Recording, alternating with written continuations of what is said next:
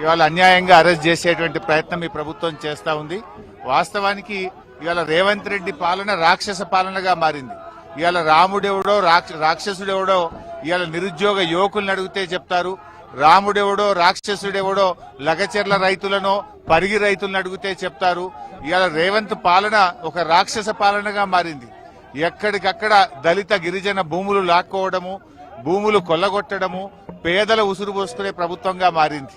ఇవాళ రేవంత్ రెడ్డి నీది ఏ పాలననో 6 గ్యారెంటీలు ఎగ్గొట్టిన ఎవరిని అడిగినా చెప్తారు.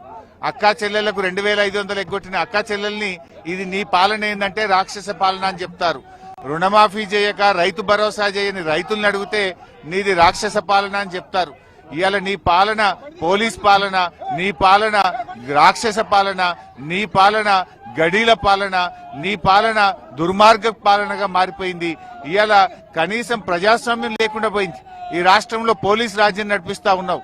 ఇవాళ కష్టాల్లో ఉండేటువంటి రైతుల్ని మాట్లాడించడానికి, పలకరించడానికి కూడా పోయేటువంటి విధంగా ఇలా మానవ హక్కులను కాలరాస్తా ఉన్నావు. ప్రజాస్వామ్యాన్ని కూని చేస్తా ఉంది ఇలా రేవంత్ రెడ్డి ప్రభుత్వం. కనీసం మేము మాట్లాడే హక్కు లేదా మాకు?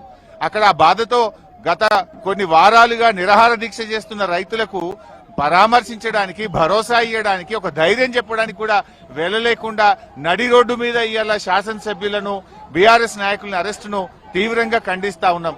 నిన్ననే ఆదిలాబాద్ మీటింగ్ లో ఏం మాట్లాడినావు? మమ్మల్ని ఎవరు తిట్టినా నేను అరెస్ట్ చేస్తలేను, మమ్మల్ని ఎవరు ఏమన్నా అరెస్ట్ చేస్తలేనని నిన్ను ఆదిలాబాద్ లో అన్నావు కదా. మరి ఇవాళ మమ్మల్ని ఎందుకు అరెస్ట్ చేస్తా ఉన్నావు? అంటే నీ మాటలకు చేతలకు పొంతన లేదా? నువ్వే చెప్తావు అరెస్ట్ చేయడం లేదని, నువ్వే చెప్తావు ఇవాళ అరెస్ట్ చేస్తున్నావు. మేము ఏం తప్పు చేశామని అరెస్ట్ చేస్తాం? ఇవాళ అన్యాయంగా అరెస్ట్ చేసేటువంటి ప్రయత్నం ఈ ప్రభుత్వం